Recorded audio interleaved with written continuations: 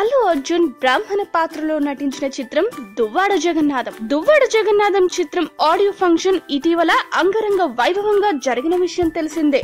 అన్ని పాటలు విడుదలై శ్రోతలను ఎంతగానో అలరించాయి. అయితే ఈ ఆడియో వేడుకలో షూటింగ్ సన్నివేశాల ఫోటోలను ప్రదర్శించారు. అందులో అల్లు అర్జున్ పంచె కట్టుకొని 3 నామాలు పెట్టుకొని రుద్రాక్షమాల ధరించి జంజం వేసుకొని అచ్చం అయ్యవారిలాగా కనిపిస్తూ తన కొడుకు అల్లు అయాన్ ను ఎత్తుకొని కనిపించాడు.